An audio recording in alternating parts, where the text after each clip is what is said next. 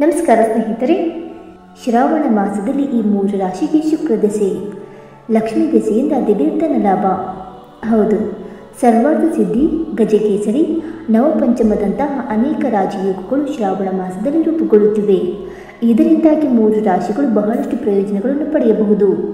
ಇವರ ಸಂಪತ್ತಿನಲ್ಲಿ ಹೆಚ್ಚಳವಾಗಬಹುದು. ಆ ಲಕ್ಕಿ ರಾಶಿಗಳು ಯಾವುವೆಂದು ತಿಳಿಯೋಣ. ಹಿಂದೂ ಧರ್ಮದ ಪ್ರಕಾರ ಶ್ರಾವಣ ಮಾಸವು ಎಲ್ಲ ಮಾಸಗಳಿಗಿಂತ ಶ್ರೇಷ್ಠ ಎಂದು ಹೇಳಲಾಗುತ್ತದೆ. ಇನ್ನೇನು ಕೆಲವೇ ದಿನಗಳಲ್ಲಿ ಶ್ರಾವಣ ಮಾಸ ಆರಂಭವಾಗಲಿದ್ದು, ಅಂದರೆ ಈ ವರ್ಷ 2025ರ ಶ್ರಾವಣ ಮಾಸ ಜುಲೈ 23ರಿಂದ ಪ್ರಾರಂಭವಾಗಿ ಆಗಸ್ಟ್ 8ರಂದು ಕೊನೆಗೊಳ್ಳಲಿದೆ.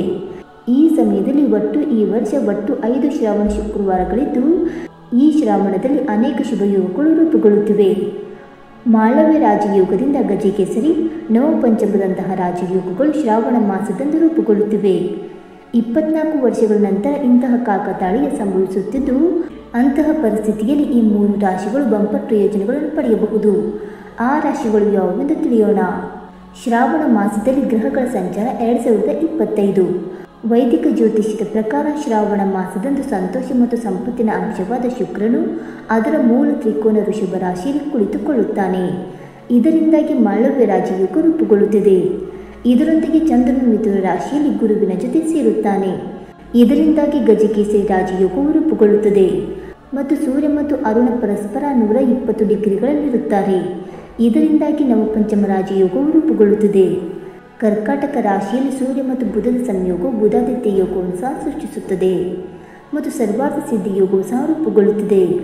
ಅಂತಹ ಪರಿಸ್ಥಿತಿಯಲ್ಲಿ ಕೆಲವು ರಾಶಿಚಕ್ರ ಚಿಹ್ನೆಗಳ ಜನರು ಶಿವನ ಜೊತೆಗೆ ತಾಯಿ ಲಕ್ಷ್ಮಿಯ ವಿಶೇಷ ಆಶೀರ್ವಾದವನ್ನು ಪಡೆಯಬಹುದು. ಆ ಅದೃಷ್ಟದ ರಾಶಿಗಳು ಯಾವುವೆಂದು ತಿಳಿದುಕೊಳ್ಳೋಣ.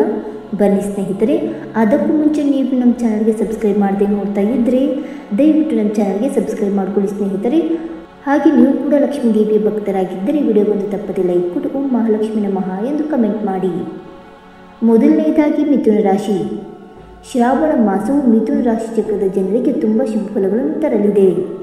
ಈ ರಾಶಿ ಚಕ್ರದ ಲಗ್ನ ಮನೆಯಲ್ಲಿ ಗಜಕೇಸರಿ ರಾಜಯೋಗ, 12ನೇ ಮನೆಯಲ್ಲಿ ಮಾಳವ್ಯ ಮತ್ತು 2ನೇ ಮನೆಯಲ್ಲಿ ಬುಧಾದಿತ್ಯನೊಂದಿಗೆ ನವಪಂಚಮ ರಾಜಯೋಗ ರೂಪುಗೊಳ್ಳುತ್ತಿದೆ. ಅಂತಹ ಪರಿಸ್ಥಿತಿಯಲ್ಲಿ ಮಿಥುನ ರಾಶಿ ಚಕ್ರದ ಜನರು ಪ್ರತಿಯೊಂದು ಕ್ಷೇತ್ರದಲ್ಲೂ ಅಪಾರ ಯಶಸ್ಸನ್ನು ಪಡೆಯಬಹುದು ಮತ್ತು ಹಣದ ಲಾಭವನ್ನು ಪಡೆಯಬಹುದು. ನೀವು ಕುಟುಂಬದೊಂದಿಗೆ ಉತ್ತಮ ಸಮಯವನ್ನು ಕಳೆಯಬಹುದು ಮತ್ತು ಹೊಸ ಆದಾಯದ ಮೂಲಗಳು ತೆರೆದುಕೊಳ್ಳಬಹುದು. ಇದರೊಂದಿಗೆ ನಿರುದ್ಯೋಗಿಗಳಿಗೆ ಉದ್ಯೋಗಾವಕಾಶಗಳು ಸಿಗಬಹುದು ಮತ್ತು ಕೆಲಸದ ಸ್ಥಳದಲ್ಲಿ ನಿಮ್ಮ ಕೆಲಸವನ್ನು ಪ್ರಶಂಸಿಸಬಹುದು. ಇದು ಬಡ್ತಿ ಮತ್ತು ಸಂಬಳ ಹೆಚ್ಚಳಕ್ಕೆ ಕಾರಣವಾಗಬಹುದು. ನೀವು ಉನ್ನತ ಅಧಿಕಾರಿಗಳೊಂದಿಗೆ ಉತ್ತಮ ಸಮನ್ವಯವನ್ನು ಹೊಂದಿರುತ್ತೀರಿ. ಇದು ನಿಮ್ಮ ವೃತ್ತಿ ಜೀವನಕ್ಕೆ ಉತ್ತಮ ಉತ್ತೇಜನವನ್ನು ನೀಡುತ್ತದೆ. ಸಮಾಜದಲ್ಲಿ ಗೌರವದಲ್ಲಿ ತ್ವರಿತ ಹೆಚ್ಚಳವಾಗಬಹುದು. ಇದರೊಂದಿಗೆ ಲಕ್ಷ್ಮೀ ದೇವಿಯ ಆಶೀರ್ವಾದದಿಂದ ಆರ್ಥಿಕ ಸ್ಥಿತಿ ಉತ್ತಮವಾಗಿರುತ್ತದೆ. ನೀವು ಸಂಪತ್ತನ್ನು ಸಂಗ್ರಹಿಸುವಲ್ಲಿ ಯಶಸ್ವಿಯಾಗಬಹುದು. ಎರಡನೆಯದಾಗಿ ಕಟಕ ರಾಶಿ. ಗಜಕೇಸರಿ, ನವಪಂಚಮ, ಮಾಳವ್ಯ ಮತ್ತು ಇತರ ಯೋಗಗಳು ಈ ಕಟಕ ರಾಶಿಯ ಜನರಿಗೆ ಬಹಳ ಪ್ರಯೋಜನಕಾರಿಯಾಗಬಹುದು. ಈ ರಾಶಿ ಚಕ್ರದ ಲಗ್ನದಲ್ಲಿ ಬುಧಾದಿತ್ಯ ಯೋಗವು ರೂಪುಗೊಳ್ಳುತ್ತದೆ.